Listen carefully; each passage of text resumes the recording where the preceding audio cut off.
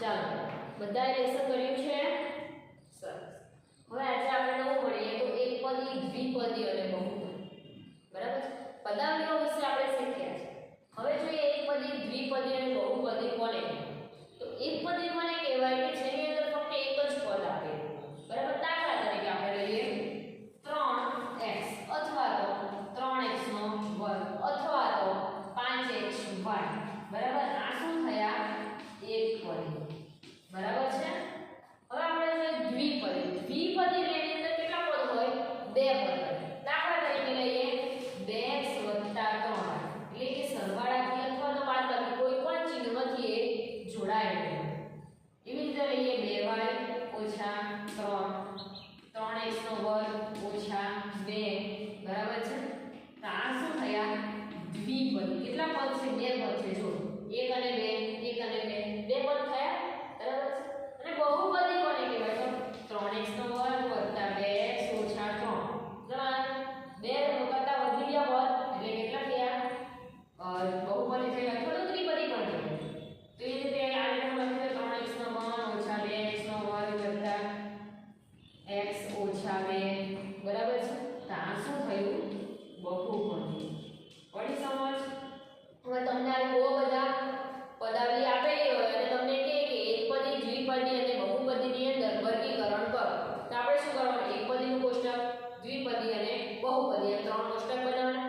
એકપદીની અંદર જે એકપદી આવ્યું હોય તે લખી દેવાની, દ્વિપદીની અંદર જે દ્વિપદી આવ્યું હોય એ લખી દેવાની અને બહુપદીની અંદર જે બાકી રહ્યા એ લખી દેવાની. આવડે એવી રીતના તમને? તો હવે જોઈએ સજાતીય પદ અને બીજા પદ. સજાતીય પદ કોને કહેવાય? કે જે દાખલા તરીકે એક સંખ્યા લઈએ 7xy છે. બરાબર છે? તો આનું સજાતીય પદ કયું આવે? 5xy આવે અથવા તો 6xy આવે. મતલબ કે સજાતીય પદની અંદર ચલ કેવા હોય? સરખા. ચલના ઘાત પણ કેવા હોય? સરખા. દાખલા તરીકે આપણે તો બીજી રકમ લઈએ 2x નો વર્ગ y.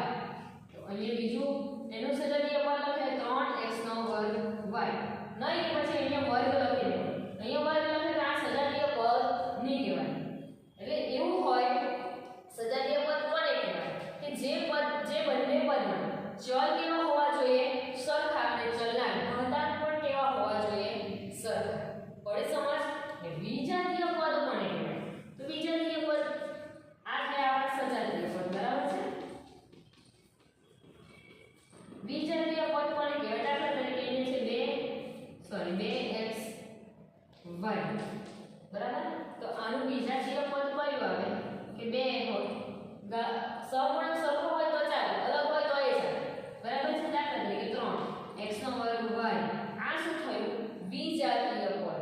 બરાબર છે? કેમ? આમાં ચલ તો સરખા છે પણ ચલના ઘાતાંક કેવા છે? સરખા નથી. એ તો x છે અને એ તો શું છે? x નો વર્ગ છે. બરાબર? એટલે આ કેવું પદ થયું? વિજાતીય પદ. આપણે ચોપડીની અંદર વિજાતીય પદનો ઉલ્લેખ કર્યો નથી. ફક્ત શેનો ઉલ્લેખ કર્યો છે? સજાતીય પદનો જ ઉલ્લેખ કર્યો છે. બરાબર છે? એટલે સજાતીય પદ કોને કહેવાય? કે ચલ અને ચલના ઘાતાંક કેવા હોવા જોઈએ? સરખા હોવા જોઈએ. તો તેને શું કહેવાય છે? સજાતીય પદ. બરાબર? ભલે સંપૂર્ણ અલગ અલગ હોય તો કઈ.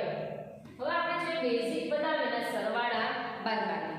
એક ઉદાહરણ આપેલું છે 7xy 5yz 3zx 4yz 9z 9zx 4y અને -3xz 5x 2xy.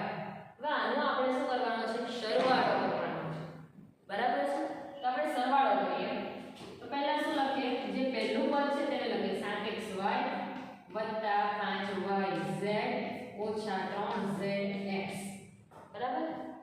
બીજું પદ છે 4yz. yz વાળું પદ ક્યાં છે? અહીંયા છે. તો આપણે એની નીચે જ yz વાળું. તો વત્તા 4yz વત્તા 9zx ઓછા 4y. બરાબર? અને ત્રીજું પદ શું છે? -3xz. xz વાળું પદ ક્યાં છે? અહીંયા છે. એટલે આપણે ઓછા 3xz વત્તા 5x આપણે એમ લખીએ વત્તા 5x ઓછા 2xy. બરાબર છે? આનો આપણે શું કરવાનું છે? સરવાળો.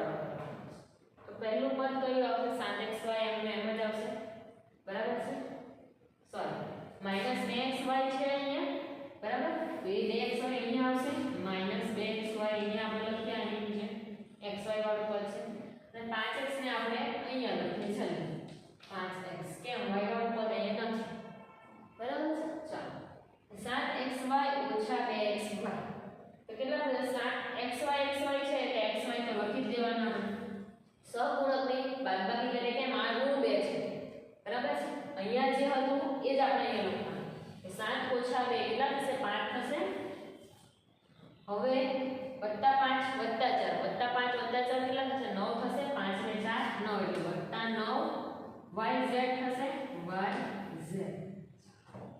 હવે અહીંયા છે આ બાજુ ધ્યાન આપજો. પહેલા આપણે ફક્ત બેના લખીએ કે zx zx zx બધામાં છે મતલબ અહીંયા છે xz છે કે zx સરખું જ કે કારણ કે ગુણાયેલું છે માટે બરાબર છે. તો વત્તા 9 ઓછા 9 માંથી 3 જાય તો કેટલા રહે 6 રહે અને 6 માંથી 3 જાય તો કેટલા રહે 3 રહે એટલે વત્તા 3zx. હવે ની ખબર પડી તો ફરીથી લખજો ઓછા 3zx ઓછા 3zx બરાબર. ઓછા ઓછા શું થશે વત્તા થશે પણ નિશાની છે ની રહેશે બાદબાકીની રહેશે બરાબર છે. એટલે 3 ને 3 6 ઓછા 6zx 9 માંથી 6 જાય તો કેટલા રહે 3 રહે પડી સમજ. હવે ઓછા 4 હોય આમાં પણ નથી આમાં પણ નથી એટલે ડાયરેક્ટ લખી દેવાનું ઓછા 4 હોય વત્તા 5x આમાં પણ નથી આમાં પણ નથી એટલે ડાયરેક્ટ લખી દેવાનું વત્તા 5x. પડી સમજ. આવડશે તમને આ રીતે સરવાળા બાદબાકી કરતા. તો હવે આપણે જોઈએ જો આની અંદરનો